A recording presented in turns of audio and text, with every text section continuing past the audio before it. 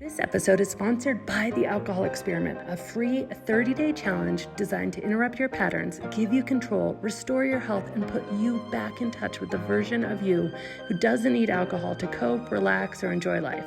More than 220,000 people have already tried The Alcohol Experiment for themselves and have seen improved sleep, increased happiness, reduced anxiety, and so much more.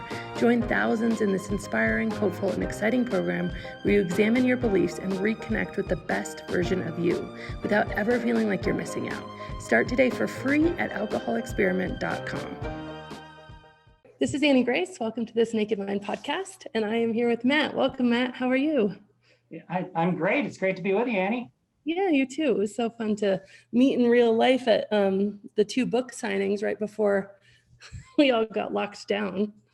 Well, I have to tell you, I'm extremely impressed with you because we met at Holly Whitaker's signing, as you mentioned, and then Laura's was the next week after. Laura McCown's was 1 week after, and you waved at me across the room, and I was like, "There's no way." She met hundreds of people at Holly's. There's no way she remembered me. So you have a very good memory. You're very personable. I really, really enjoyed that.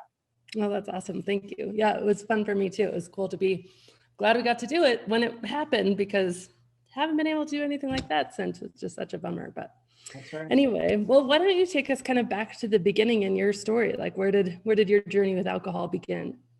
I would love to, but I have one question that I want to ask you first. Sure.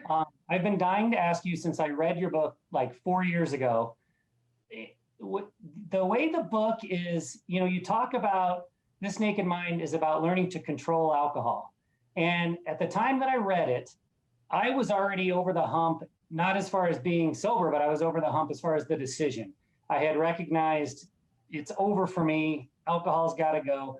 And I don't really remember what drew me to your book, if it was the reviews or what. But I remember, I read it with some skepticism because I thought, no, there is no controlling alcohol. It's either yes or no. And for me, it's no. And by the time I got through the book, first of all, I learned more about kind of brain chemistry and what's going on upstairs from you than anybody else. It was life-changing, completely cemented the process for me. But by the end of the book, I realized, it's not really about controlling alcohol. And I had a little bit, I want to be honest, I had a little bit of angst for a little while. I said, this is kind of a bait and switch. Are you trying to sell moderate drinkers on how to not go down the slippery slope into alcoholism? Now, I'm a capitalist, so I'm all for whatever you got to do to market your book. I wasn't mad at you about it, but I feel like your book is about convincing people of the reasons alcohol doesn't belong in their life. But to some degree, you market it as here's how you can control alcohol. And I'm not trying to put you on the spot, but how would you answer that? Well, I was looking at your website, and this is what it says about about my book. It says, this is the single most impactful book for my permanent sobriety. And while I endorse it, I have one huge problem with it. Annie sells it as a book that will teach the drinker to take back control of our drinking and choose to take alcohol or leave it. It sells like other books on moderation management, and I know that to be utter bullshit. That's a sales pitch so Annie can sell more books and nothing more. This book doesn't teach us to moderate, it teaches us to despise alcohol. While I respect Annie's right to make money from her work and bend the truth to sell it to alcoholics who believe their cure can include social drinking, I hate the bait and switch. Enough lecturing, this book saved my life. So. Wait. You kind of mumbled to that last part. Enough lecturing, this book saved my life. I'm super impressed that you did that research. I did not expect you to find that on my website. But you were prepared for this question, clearly. Yeah, no, I'm super happy to answer it. So it's really interesting. And you might not know this kind of part of my story because it's not in the book, but I didn't intend to be an author or write a book or anything to that effect. Truthfully, I was working a big corporate job and I had my job when the book was published, and I didn't intend to leave my job or, try to make a living selling books or any of that. I actually, did really well in corporate. My husband was in investment banking. So we were really fortunate and financially just set. I had the opportunity to just kind of invest a lot of money into editing it and self-publishing it myself, and didn't really expect, it was really a passion project for me. So that is interesting. And it wasn't, and I gave the book away free, hundreds of thousands of copies. It was always free as an ebook and a PDF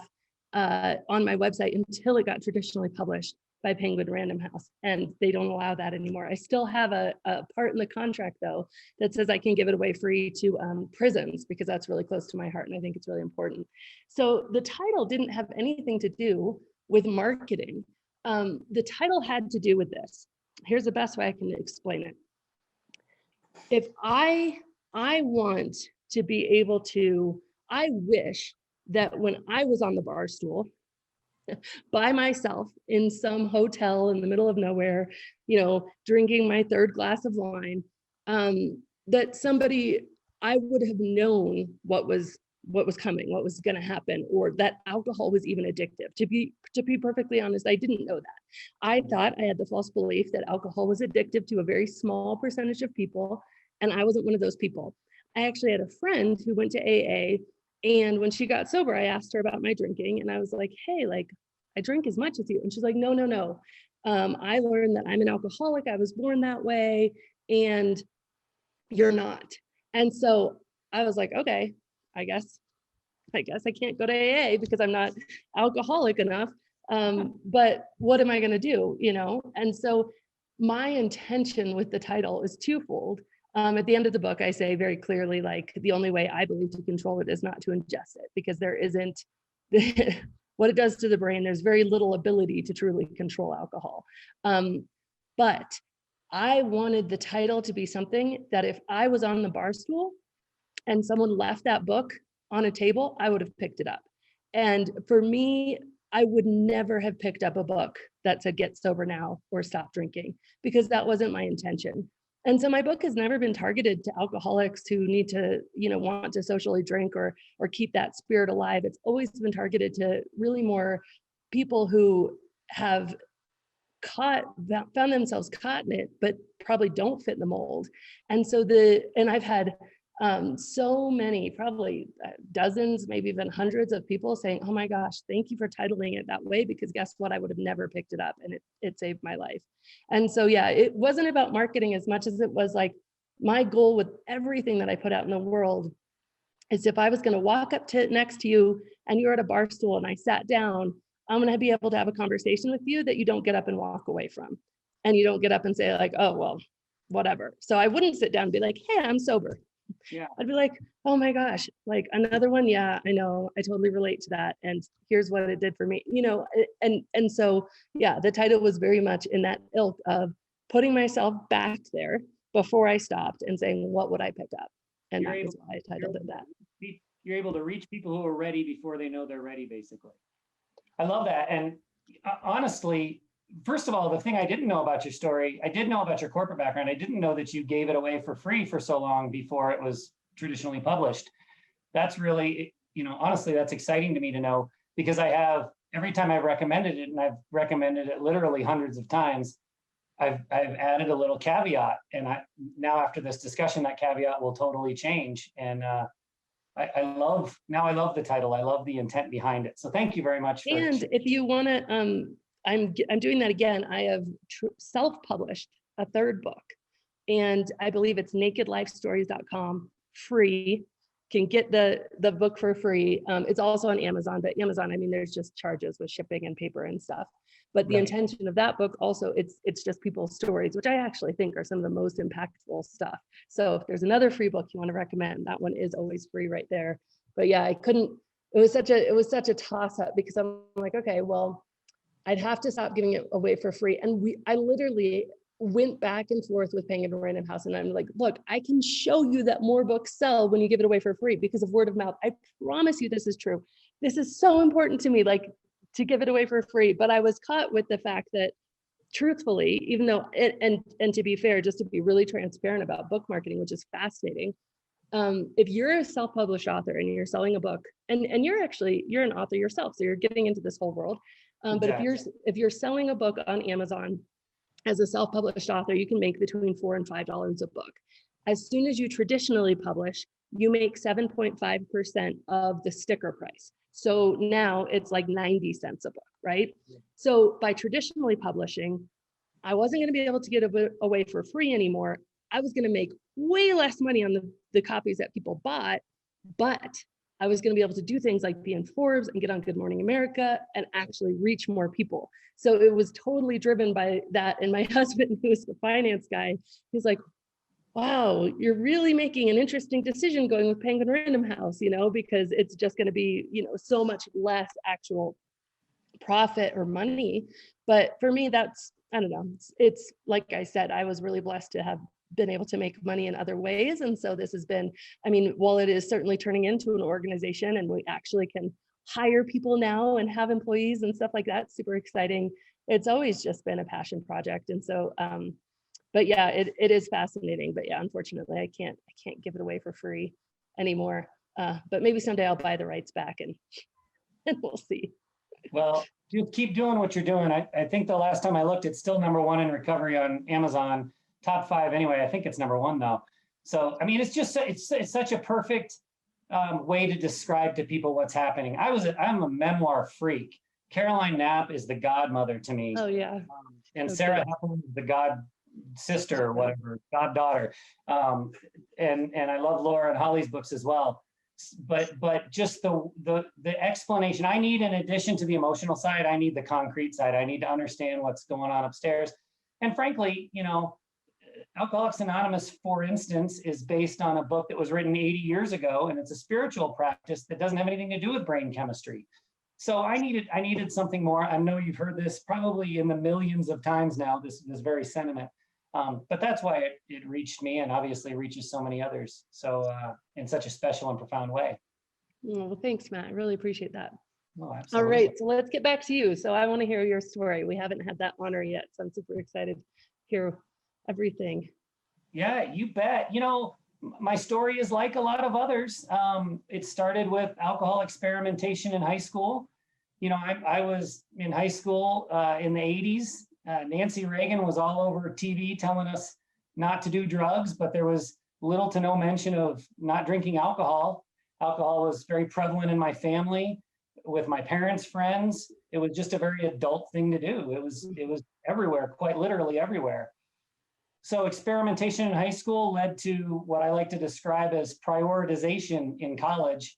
I won't be so cheesy and cliche as to say I majored in booze in college, but man, that would be a description that would be fitting. My whole life revolved around, the weekend started on Thursday and it went through watching NFL football on Sunday afternoons, nursing hangovers with beers, and it was just a blur in between. And so everything about, the way I was forming my decision-making, that, like I said, prioritizing, it was just all centered around alcohol and the fun that could be had with alcohol. And then after graduation, I got a job, the kind of job that a 2.99 GPA gets you. I was I don't know if I was a 4.0, but I was an A student in high school. And then by the time I readjusted my priorities to put alcohol first, I was barely clinging to that B average in college. And I look back with a great deal of regret on that now. There's so much more I could have done from not just an academic standpoint, but participation standpoint. If my only social and extracurricular activity hadn't been drinking, I could have gotten a lot more out of those 4 years. But I didn't. I got a sales job out of college, and happy hours and daily cocktails became the norm. It was, in my 20s, this is really when I first started to have the first glimpses that something was probably wrong. The glimpses weren't strong enough for me to act on or even really sit down and think about, but I was bickering quite a bit with my girlfriend, who then became my fiance, who eventually became my wife.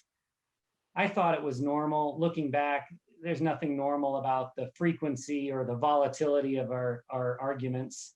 Mm-hmm. And I was starting to also get the hints of depression and anxiety, which for me, eventually that was my rock bottom. I don't have any DUIs. I didn't end up in divorce. No big tragic thing has happened. Depression and anxiety overwhelmed me eventually. And I was starting to get pieces of that in my 20s. But again, not frequent enough, not enough to take even take notice. And again, I go back to how overwhelmingly available and just everywhere alcohol is. There was nothing in my life to tell me, look for these red flags. Like, alcohol can't hurt you. I'm not the bum that's sleeping in the gutter. That's what an alcoholic is. As long as I'm not that, and I'm not even close to that, there's no reason to consider alcohol as anything but, an upside to my life. And it's something that I enjoy and I'm going to continue to pursue. And then my wife and I had kids, and that really was a fork in the road. Sadly, it wasn't a fork in the road for me. Again, it wasn't the wake-up call, but my wife, who had been largely partying right alongside me until that point, we had kids and she started to mature and want to settle down and prioritize the kids and have a calm life and have Friday and Saturday nights be a movie in front of the TV and then off to bed. And I was still ready to rip, roar, and party. And so the relationship the bickering had been going on for quite a while, but we really started to take a hit when we had kids. And, we suffered. I guess I would say that I had about a 10-year period of alcoholism. And as you know, alcoholism isn't a diagnosis by a doctor. The reason I put that kind of 10-year end caps around it is from the first time that I started to try to quit till the time I finally made it. That was a 10-year period. And so from the first time I tried to quit, there's no going back once you know that you're in trouble. You can try to hide it. And so over that decade, I did all the things, right? I put rules around my drinking. It's only going to be beer and no hard alcohol, or I'm only going to drink on the weekends. One of my favorites, I was a big IPA drinker, Annie. One of my favorites is I would limit myself on just a normal Friday or Saturday when we weren't going out or entertaining or anything, just hanging out at home. I would limit myself to a 6-pack of IPAs. And at the time, I thought that was normal. Now I look back, there's nothing normal about by yourself in a non-social setting consuming 6 strong beers. Well, it's funny because I started to like IPAs just because of how high the alcohol content was. I was like, oh, great. This is a beer with a really high alcohol content. And, I thought it was normal, too, to just look at the wine and my husband and I'd be like, this one's only 12%. It's not going to taste very good. We need like 15%, So funny. Oh, yeah, I know that feeling. I was a big guy that said that there's a beer for every occasion. Like, if you're going to a baseball game and you're in the sun all day, then that's the time to drink the Coors Light. But if I'm trying to get the bang for the punch, then the IPAs were definitely the way to go.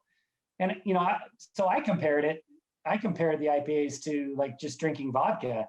And I was like, oh, this is much better because I can manage it better. So even though they were strong beers, they compared favorably to the thing that most often got me in the most trouble. So I had that 10 years of just struggle. I mean, I would be sober. I made it 6 months sober twice, and I made it 9 months once. And one of the things that I didn't understand at the time that I think is just profoundly important for people to understand now is that the brain chemistry of alcoholism, the neurotransmitters that are harmed and have to be replenished and have to learn to fire properly again, that takes like a year or more. And so I look back and I kick myself because at some point I made it 9 months sober. And if I had just kept going a little longer, I think some of the joy that was gone out of my life would have slowly started to come back. But I gave up. I said, if I'm not cured by now, nothing's going to cure me. And I'm still miserable. So again, depression and anxiety were a huge part of my story. And so I thought, if I'm still depressed all the time and I'm still fighting these bouts of anxiousness, I'm just going to drink because that's better than, living like this. So I didn't understand at the time how long it takes the repair of the brain.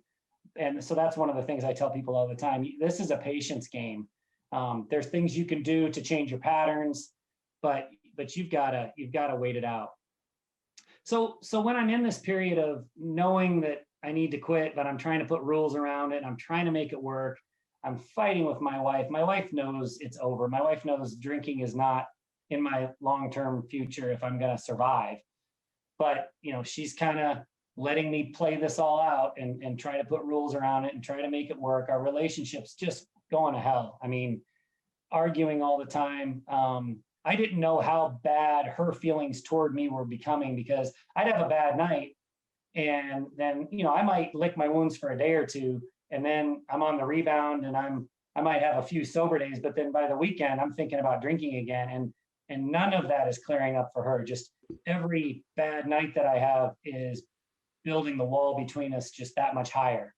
But I had no idea. I had no concept of the damage I was doing to my relationship. Yeah. So when it finally was time for me, full on, this is it is over. AA and 30-day inpatient rehab, neither of those were really options for me. And one of them was a misperception on my part. But first I'll talk about the 30-day inpatient, which was, I thought that was one of the only two options that there were for getting sober. And my wife and I owned our own business. It was a small business. We were in it, operating it. We weren't just backroom counting the money. And if I had gone away for 30 days, like, it would have collapsed. There was no surviving. So that was just off the list. That wasn't an option. So then AA, I thought at the time, was my only other option. I'm so happy and blessed to be in this recovery community now and know that there are really limitless opportunities for people to find help and find sobriety in a way that works for them. But at the time, I had no concept of that. I mean, AA to me at the time, I think I had what is kind of a popular misperception, I should say, that it's a bunch of sad sacks sitting on cold folding chairs in a damp basement, chain smoking cigarettes and drinking bad coffee and whining about their lot in life. And you couldn't drag me into one of those church basements because of that perception. I've since learned, AA has saved more lives really than any other program. And while I still have a lot of, I don't know if issue is the right word, there are things that don't fit for me with AA, a lot of them, frankly, but I recognize it as a viable option. And I'm so thankful for the many, many friends of mine that have found sobriety through AA. So I get it now. I didn't get it at the time. So for me, the first component of my sobriety was bibliotherapy, which I didn't know what that meant at the time. I just know that when I read, it would make the cravings go away. And so my reading was comprised of about 2/3 memoir and 1/3 brain science, more medical, clinical stuff. So, and your book obviously is right at the top of the list of the things that helped me on the more clinical brain chemistry side. But I would read every night, like 6 o'clock, the witching hour, when it was time for me to go pour a drink. I would find a chair in our living room and put on kind of a dim little reading light, and my wife and kids would leave me alone for a half hour, 45 minutes, whatever it took. And I would read a chapter of something and the craving would go away. I didn't understand what that was at the time. I understand that now, Annie, to be a form of connection, because I would develop relationships with these writers like Caroline Knapp. I mean, I've read her books so many times, and every time I read it, I think, well, I'm going to skip the anorexia part this time because I don't have any eating disorders. I didn't even know how to spell anorexia the first time I read it. But I'm so connected to her and her story. I read that section and I cry like a baby every time. So I've really come to realize that when we talk about the fact that connection is the opposite of addiction, there are different ways to find that connection. And reading was really a jump starter of that connection for me.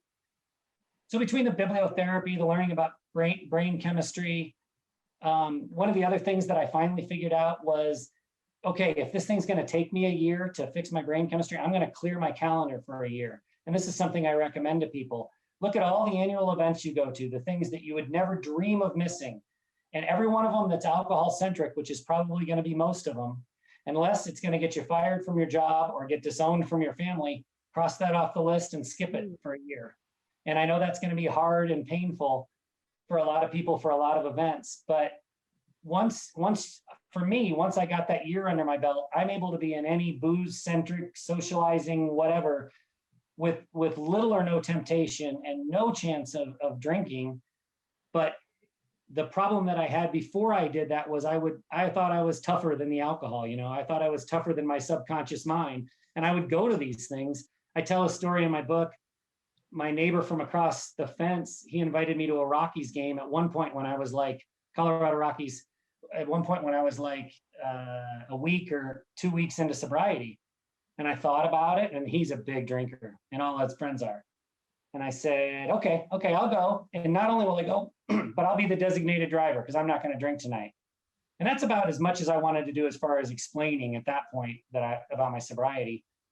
Annie, that was a disaster. I mean, these guys, they drank so much. And I mean, I was just in a 3-hour panic attack. And I would have left if I could, but I was the driver. So I had to stick it all the way through to the end. It was one of the worst nights of my life. And I didn't relapse that night, but about a week later I did. That's one of the other things that's just fascinating about alcohol and what it does to our brains. It so demolished my self-confidence and my self-worth that night that this whole white knuckling and keeping up this attempt at sobriety, it failed later down the road. And I've since seen that in so many other cases and talked to so many other people that have had that happen. But so the whole idea of clearing the calendar for a whole year, that was really vital to my long-term sobriety. I learned about the nutritional components. I mean, I work with a woman named Kelly Miller, who she goes by the handle the addiction nutritionist. And I learned that what we eat can cure us. There are things that regenerate those neurotransmitters in our brain. And it's not what you'd think. It's not a vegan diet. I'm not anti-vegan diet. I've been vegan for periods of my life, but we need those clean animal proteins to regenerate the neurotransmitters. I had no earthly idea. I was of the mindset when I would get cravings in the evening, I'd eat a bowl of ice cream. And when I say bowl, I mean, it's like a serving salad bowl that I would eat, that amount of ice cream. But I thought as long as I'm not drinking, that's fine. I didn't understand at the time that sugar and alcohol travel basically on the same neural pathways. And I was keeping those cravings alive. Even if I wasn't feeding them with alcohol, I was feeding them with a substitute that would keep the cravings coming back the next day. So these were all big parts of my sobriety, but the biggest by far was right about a year into my sobriety. I took every email address that I'd ever received from anybody for any reason, business, pleasure, over the 25 years, of adulthood or that email had existed at the time, basically. And I had accumulated 3,000 emails. I mentioned we had a small business, so we had a small email list for our business. I sent it to that list too. So 3,000 emails that went out that explained that I was a high-functioning alcoholic in early sobriety, and that I was a year sober, and that, this is my story. And I was terrified to send that email. I expected some positive and reassuring feedback. I expected support from some parts of my world, but I fully expected to get fired. I'm a high school soccer coach, which monetarily, that's not a big impact, but I love it so much. And I did not want to lose that job. Totally thought I'd get fired from that job. I expected to get some negative feedback. And what I found, every bit of feedback I got was positive. Some of it from places I didn't expect. I mean, if you're sending 3,000 emails, you don't know all those people. And I would get emails from people that I couldn't even remember how we had made contact. And they would say, hey, your story is my story. I've never told it. I can't believe you did that. But we're in the same ballpark. And it was truly, truly life-changing.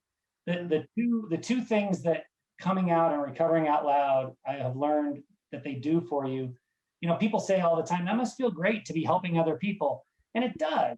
But that's not even really part of it. That's not in my top two. The two things that recovering out loud does for me is I've got these deep, meaningful relationships with people now that in the past were just acquaintances. And when I compare the relationships now that I have, that I recover out loud, to the ones that I had when I was a drinker, I had lots of friends that I would talk about sports or politics with, but I didn't realize how superficial those relationships are. When I compare them to some of the ones I have now, I'm like, holy cow, this is amazing. The depth to which I know some people and love people. But the other thing it did was it just solidified it, Annie. I mean, when you tell everyone that you're, about your problem, I don't have a bunch of derelict friends, The drinkers in my life have jobs and families, and they're trying to hold it together. So if I just suddenly showed up at the bar and tried to drink with them again, they'd be like, Matt, get out of here. Like, we're not drinking with you. You told us too much. We know too much. So it has completely solidified my sobriety by being out with my story like that. And so that's a huge thing that I kind of recommend to everybody. And, from there, I started writing about my story, I started the Sober and Unashamed blog, which that eventually transformed into, I've got a small early sobriety program called Shout Sobriety I tell, all the things that I learned about how to get sober. Your book is the only piece of the curriculum for Shout Sobriety that's an outside writing that I didn't write myself. So you are certainly prominently featured in Shout Sobriety. And then eventually we started a podcast. And every time I wrote or talked on the Untoxicated podcast, that's what it's called. Every time I talked or wrote about my relationship, the feedback would kind of go through the roof. So I didn't set out to center our work on marriage recovery and relationship stuff, but I found that was kind of a void. We are really blessed, Annie, to live in a time where there's lots of people talking about their alcoholism stories and their alcoholism recovery stories. I think that's fantastic. But I'm kind of one of many in that area. But when we'll be super honest about, sexual dysfunction in our alcoholic marriage, when I write or talk about that, and my wife is talking with me, that perks people's ears up. And I get the comment all the time, nobody is talking like this. So we did, what I think was natural. We just kind of followed where people were leading us. So that's why we more and more focus on our relationship. And back in April, we started a program called Echoes of Recovery that is specifically for the loved ones of alcoholics. It's not specifically for spouses, but the vast majority of the people that join the program are spouses. And I'm not a therapist. I'm not a psychologist. That doesn't really interest me. This is all about connection. We're putting people together to share their stories. And for the people on that side of the street, the loved ones of alcoholics, Al-Anon is a great program. It's got its ups and its pluses and minuses. Pretty much everyone who joins our Echoes of Recovery program has experience with Al-Anon, but there's just something different about the connection that forms in our group. It's kind of hard to put my finger on it. It's really honest and raw, and it's kind of a living, breathing thing. And because I'm not a psychologist or a therapist, I'm not there to dole out advice. I'm there to be one of the listeners and to share my story as others share theirs. So that's been a really kind of profound, life-changing thing for my wife and I to run the Echoes group. And then September 23rd, our first book came out, Sober Evolution, Evolve into Sobriety and Recover Your Alcoholic Marriage. So that's kind of where we are right now. That's the story, Annie. That's awesome. And so did your wife still drink, or did she get sober as well? She got sober as well. I'm glad you asked that, because that was when I first got sober. I insisted that she continue to drink when we would be out socially, because I didn't want to look like a bunch of oddball, freakazoid, teetotaler, Bible thumper weirdos. So I would insist that she drink even if she didn't want to. And then that morphed over time. There was a period where I was indifferent. You can drink or not drink. I don't care what anybody thinks. But the more we've learned, all these stories that we hear about the impact of alcohol on relationships, the more we get involved in that side of it, the more and the more we learn about brain chemistry. And my wife knows all this brain chemistry stuff too. There's just no benefit to alcohol for a human being. It's ethanol, it's a poison. And she's learned that right alongside of me. And now she just kind of evolved slowly into sobriety. And for her, it's a lot less about what it does for her. She got bad hangovers when she used to drink. She wasn't after the kind of the college period, she wasn't a big drinker anyway. And so she would always kind of weigh, if we're going to this party, I might drink wine, but I'm going to lose half of my tomorrow if I do. So half the time she didn't drink anyway when we were in social situations. But it's more the impact that she's seen it have, not only on our relationship, but on these other relationships, that she just detests alcohol the way I do now, just completely vilifies it. So she is not a drinker anymore. That's awesome. That's so similar to my husband's story, where it was very much like just needed almost to ensure that nothing was going to change in our marriage and not make it his issue. But same thing, once you learn, and of course, I had to have him read the book because I couldn't publish him without him reading it. He's just kind of like, I don't know. And then very slowly, we couldn't even, no way either one of us could tell you when his last drink was, because he just has no recollection, really. It just, he knows it's been years now, but that's really cool. Yeah, that's interesting. And so you found social life to be much more meaningful, but has there been kind of awkward moments that have been interesting to navigate? I don't know if I would use the word awkward. One of the cool things about really early sobriety, after I sent the emails, I was playing soccer in an adult old man's league on Thursday nights. And after the games, we would always go to the pub, right? And have some beers. And some of the guys that some of the people in my life that I least expected to be super supportive were a couple of those soccer drinking buddies. And I never got out of hand. It was just a couple of beers after the soccer game, and then we'd go home. It was Thursday night. We had to work on Fridays. So, they didn't get out. They weren't extra supportive from the standpoint of, yeah, we really knew you had a problem. It was more like, man, that is so cool. I can't believe you're doing that. And so those are some of the relationships that grew stronger in sobriety. So there were definitely moments that took me way, way, way by surprise. I talked earlier about being afraid of being fired from my high school soccer coaching job. Not only was I not fired, but like a year after the email went out, which my athletic director never responded to, I was at a game with him and I was standing on the sidelines just chatting with him. And he knew I had been writing, and he said, "So what are you writing about?" And I said, "Well, I write about alcoholism and recovery." And he goes, "Oh, really? Yeah, I didn't know you had a drinking problem." And I said, "I sent you this email however long ago that spilled out my guts. I can't believe you don't remember that." And it's just a testament to the fact that the problems that are facing us are so much more important and scary and awful and terrifying for us than they are for the people in our lives. He didn't even remember that I had sent the email. So, I'm pretty comfortable. And again, not awkward, but one of the things I've noticed, like if I'm 47, so our socializing is house parties in the neighborhood. Somebody's going to fire up the grill and bring the kids over, and it's nothing fancy at this point. But I found that whereas I used to love those because it was within walking distance of home and I would stay until the beer cooler was empty, now I got about 45 minutes in me and I'm done. I've talked to everyone I want to talk to, and there's no like draw to stay and have the same conversation over and over again. So it's definitely changed socializing for me. There's no question about that. Yeah, I can relate to that for sure.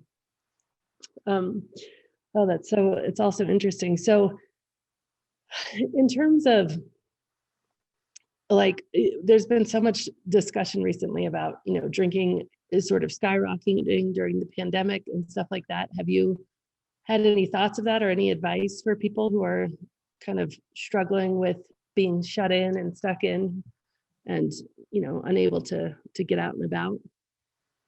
Yeah, it is so interesting. My son, let's see, 13-year-old, I have 4 kids. My 13-year-old ran his bicycle into somebody's parked car over the summer in the middle of the pandemic. He's fine, everything's fine. But his bike helmet, thank God he was wearing his helmet, left a huge dent on the hood of this car. So I don't know why I'm telling you that preamble part, but the woman who owned the car is a liquor distributor. So when we exchanged business cards and she saw mine and I saw hers, she said, "Well, isn't this funny that, I sell booze for a living and you're, pretty anti-booze. This is interesting that we're going to have to go through all this insurance stuff together." But we struck up a little bit of a relationship, and she shared with me that the sales of like these seltzers that are all the rage now have just gone through the roof. Like that's what all these distributors are selling. And the reason is because people decide if they're gonna start drinking at 10 o'clock in the morning and drink throughout the whole day, it's got to be something low calorie versus whatever their normal drink was, because they just kind of committed to the idea that they're going to drink all day while they're home. And it's just it's a sad, statement on society and the idea that if I can get away with it, if I'm not in an office setting, I'm going to drink all the time. These are the same people that think they're moderating and think that they don't have a problem. And so the tidal wave that's coming at us of problems, I think is going to be huge. But what I tell people, who might say, this is the worst time to quit. How could I possibly quit drinking now? There's so much uncertainty. We've got the election. We've got anxiety over the coronavirus. This is a bad time to quit. And I say, I look at it the opposite way. This might be the best time to quit, because if you get 6 months of sobriety under your belt in these conditions, that's like, I don't know, 3 years of sobriety under normal conditions. You've really accomplished something. It's the same thing I tell people as we lead into Thanksgiving and Christmas. Every year I say this: if you get to January 10th, when it's cold and dark and miserable and there's nothing more to look forward to, all the things that you were looking forward to are in the rearview mirror, and you've run that gauntlet sober, you've accomplished a great deal, and it's gonna make it easier going forward. So yeah, I just encourage people to get through the hard part, even though this is maybe one of the hardest parts there's ever been in our country's history, because when you come out the backside, you've got something to be proud of. Does that make sense? Yeah, I love that reframe. I think it's great. It's really, really cool.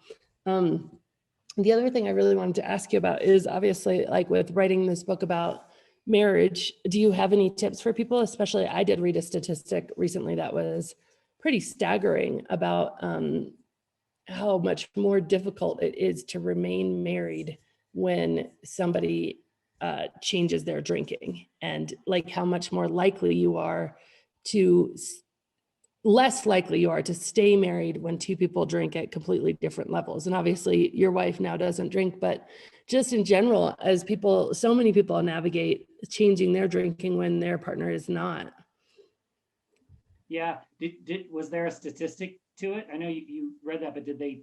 Because I'm like so thirsty for numbers on this topic. Oh, I can find it for you as you're talking. I'll find it. Let me look it up. Well, my wife's therapist very anecdotally says he thinks it's like 5% of relationships that survive sobriety. So if there's alcoholism in the relationship, one member or both of them drinking doesn't really matter, and then sobriety enters the relationship, that is such a hard thing to survive. And that rings true for us. I mean, my alcoholism was terrible. It was terrible for a relationship, but as my wife says, that was kind of the devil she knew. So, she had figured out how to navigate that. But when I got sober, I mean, one of the worst parts, Annie, is you expect the sobriety to fix everything, and it fixes nothing. All it does is rip the Band-Aid off and expose the festering wound. So there's a period in early sobriety when, and I'm speaking of my relationship, but also the many that I've gotten to know now through our work. I mean, it almost universally gets much, much worse in early sobriety for the relationship. And so, I believe that there's like a life cycle to the recovering of a marriage. The first step is you've got to get over the resentments. Mm-hmm. And that is very different from the amends process. And unfortunately, people on our side of the street, the alcoholics, often think of the amends process as, okay, I said I'm sorry, it's all off the table now, I don't ever want to talk about it again, let's move on. And for the loved one of the alcoholic, it just doesn't work that way. In fact, they've heard their alcoholic spouse say they're sorry so many times that the sorry is actually kind of painful. It's annoying. It doesn't resonate in any way at all. So, and that was certainly the case for my wife. She didn't need to hear me say I'm sorry anymore.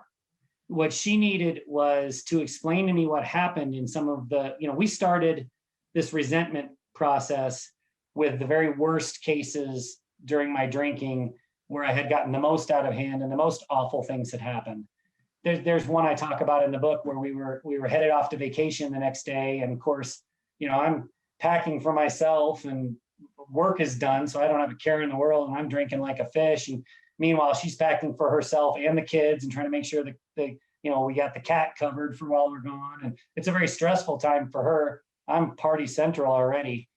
And we stayed up all night arguing. It was just a disaster. I drove us to the airport the next morning, had no business driving, turned the car around twice, squealing tires. I mean, traumatic situation for my wife and the kids. Well, I had apologized for that, so I thought it was over. But in the marriage recovery process, we had to go through that in really, kind of frame by frame detail. I had to understand what her thought process was and the trauma, the true trauma I was causing for her. And not so much, it wasn't a process of me apologizing. It was for me to understand and her explanation and believe that it was true, and then kind of own half of that burden, if that makes any sense, so that she wasn't the only one carrying that trauma anymore. I was carrying it too. And we had to do that for all the resentments, the years, literally decades of problems that alcohol had caused in our lives. We had to go through each of those. So that was quite an arduous process. But what we found is it's just a necessary part. If you want to save the marriage, that's got to happen. And then, we had to address the kids. We thought we did a great job of primarily hiding it from the kids. There were very few times when our arguments, the volume of our voices got to the point where we woke up the kids or we really got them involved anyway. But kids are so intuitive. They could tell when I was moping around the house, or they could tell when my wife was mad and they didn't know why. And so we sat down with them. We've done it many times at this point, and just asked them to pour out their hearts. And it was very interesting experience. My oldest just let me have it. My second oldest just held her hand while she cried. The third oldest, he had some feelings he wanted to express. The youngest was like, why are we even talking about this? I don't know what's going on. He was just too young. But very therapeutic, very important step in the process. And we've revisited it over and over. So there's the resentment, there's the kids. Eventually, there's the rebuilding of trust, which takes a long time. This isn't just there I said, I'm sorry. You told me what was wrong. You told me what was bothering you. Let's tear down the wall of resentment. Trust takes a long time. And then intimacy is an entirely different process. In our experience, there are two dysfunctions that happen with intimacy in an alcoholic relationship. The one is that the physical contact just dries up. It's, this isn't working. We're just not even going to touch each other anymore. I think repair from that is difficult, but it's easier a little bit than what happened in our case. In our case, we just kept going through the motions. So we remained physically, sexually active. My wife despised me. There was no attraction. It was I hate to use the term, but it was like a wifely duty. She wanted nothing to do with me. And half the time I didn't know anything was wrong at all. I was satisfied, I guess is the way to say that, right? And so that caused a huge problem that we're still, I'm 4 years sober and we're still digging out of that. So the damage done to trust and intimacy, those are long-term fixes, but they can't be avoided. I'm a firm believer that true love and alcohol, at least in reasonably large quantities, they just can't coexist. One will crush the other every single time. And in our case, the alcohol crushed the love. And so there's a lot of rebuilding involved in that process. Oh, that's really, really good. I found the statistic. It's the University of Buffalo, and it says if one partner is a heavy drinker and the other isn't, the couples are more likely to break up than if both partners have the same drinking habits. Nearly 50% divorce versus 30% divorce when they have the same drinking habits. So, yeah, that's interesting. Yeah, really interesting. I think everything you said is just, really profound and powerful, and just allowing that it is a journey and there isn't a quick fix, and the things that you just have to be so open and available to things that you don't necessarily see in the moment. So I have two more questions for you. Well, actually 3 more questions. First, we'll just get out of the way. Where can people find you? What is your website where people can find you? So Sober and Unashamed is, I didn't design this properly, Annie. There's lots of places to find us. Soberandunashamed.com is our blog. The Untoxicated podcast is our podcast. These all link to each other. But our book, Sober Evolution, which that's a word that I'm big, I use Sober Evolution in everything these days because I really believe that's what it is. And so it's just Sober Evolution all run together.com, and you can find everything from that location. Okay, awesome. Thanks, Matt. So that really actually ties into my second question, which I'm just curious for you, the label alcoholic, you feel like it seems like you've really embraced it, and you actually have written articles about wanting it to be something that people are not ashamed of at all. It becomes, and so I'm just curious if you can talk more about that, because a lot of people that I've come into experience with certainly don't want to use that word, and have seen that term as a hindrance to even asking the question, am I drinking too much? Yeah, I think that's a great question. It's one of the many, many diabolical aspects to alcohol. And I see both sides of it. I know that there was a time when I was in a place where I wouldn't even talk to you if you wanted to talk about whether or not I was an alcoholic. So the idea of, hey, you might be better off with alcohol not in your life, regardless of whether you're an alcoholic or not. So stop trying to figure out whether or not you're an alcoholic. I see the benefit to that. I own the label because I'm big on let's crush the stigma. And one of the best ways to take the stigma out of any stigmatized thing is to own it. Because now what is someone going to do? What are they going to tease me and call me an alcoholic? I already called myself an alcoholic. Like, good luck. There's no power in the word anymore. So, I find it really interesting. We talk about alcohol use disorder. We talk about abusive drinkers. There are so many different ways to describe gray area drinking. We have all these different terms that we use to describe people that are having an issue with alcohol. Alcoholic is probably the most old school and abrasive, but I'll own any of them. I mean, alcohol doesn't have a fit in my life anymore, and I'm not ashamed to talk about that. And this really came from this whole sending out the email and recovering out loud. I don't want to spend time arguing about whether or not I'm an alcoholic. And one of the reasons, Annie, is I've already wasted so much time on that question. I was one of these people that took the 20 question surveys, every one of them I could find when I would Google alcoholism to determine whether or not I was an alcoholic. And I would answer yes to maybe a little more than half of the questions and no to a little less than half. And so I'd finish that survey and think, oh, well, that doesn't tell me anything. I still don't know if I'm an alcoholic or not. So I believe that there are two questions you need to ask yourself. Is alcohol causing problems in your life? And these can be large problems or small problems. And then the second question is, do I think about alcohol when I'm not consuming it? And this can be, it's Wednesday and I'm already thinking about the weekend, or it can be it's Wednesday and I'm still filled with regrets from last weekend. So it can be positive or negative thoughts. But if you're thinking about alcohol on Wednesday and alcohol is causing problems in your life, you are 1 million times better off with alcohol out of your life. So call yourself an alcoholic or don't, it doesn't have a place for you. That's great. Yeah, it's interesting. I do, again, back to the conversation we had at the very beginning of time is, one of my aspirations is to lower the barrier to entry into the conversation. And I found that generally is lowered when you start talking in questions, like you just said, like, are you thinking about it otherwise, rather than labels, which people already have a predetermined definition for. So I was really curious about that. Awesome. So let me ask you the last question that I always ask at the end of this is, if you could go back to Matt, who was, peeling out, turning the car around on the way to the family vacation and all of this stuff, and you could tell him what life is like now, what would you tell him? So I've listened to quite a few episodes of your podcast, so I anticipated this question. But even with that said, I don't know that I've got a good answer. And here's why, Annie. That Matt wouldn't have listened to me. Mm-hmm. That Matt was so arrogant.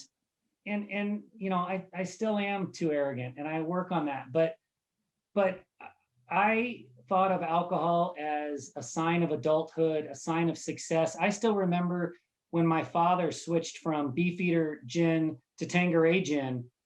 That to me, that meant, oh, dad got a promotion or dad got a raise. Like, this is everything. It was a hierarchy. This is a sign of success. There was no downside. So when I was in it, I don't know how anyone could have reached me or convinced me. But that said, I'm not a big rainbows and candy cane and cotton candy unicorns on Instagram and Facebook kind of a guy. Like, I don't get the memes that say, hey, hit the like button if you're going to bed sober tonight. That does nothing for me. Sobriety is hard, especially early sobriety. It's hard until it's great. And when it's great, it's not great in ways that are easy to describe to other people. It's great in a sense of clarity.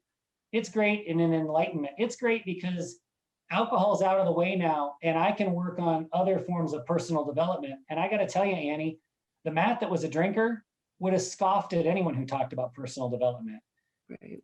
I've taken mindfulness breathing classes now, and I'm trying to, figure out what the future holds, not in a financial sense or a career success sense, in just peacefulness and happiness sense? How do I, I'm Christian. My wife's the children's minister at our church, so we're heavily involved in that, but I am fascinated by other religions. I'm fascinated by the Buddhist concepts of living in the moment.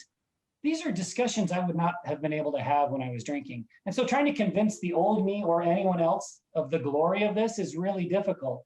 But living it, I can tell you, this is so much a better place to be than the place I used to be. Oh, I love that. That was really well said. And it's so true. So true. Well, this has been awesome. So good to get to know you better. And I really appreciate your time. It's been really fun. Thanks for having me, Annie. I really appreciate it. Hi, super exciting news. So the Alcohol Experiment book is being released, actually got released just a few days ago with the expanded edition. What does expanded edition mean? It means that every single day throughout the book, there are deep reflective journal entries that have been added with space to write, which is so cool and so exciting. So you really make it your own. And the reason I did this is because I truly believe that the deepest wisdom you will access throughout the 30 days of the Alcohol Experiment comes from within you. You know more about what's best for you than anybody else in the entire world. And I know sometimes that can be hard to believe, but when you really access your own wisdom, it is so profound. So you can pick up your own copy at alcoholexperimentbook.com and check it out. It's really powerful. And as always, rate, review, and subscribe to this podcast, as it truly helps the message reach somebody who might need to hear it today.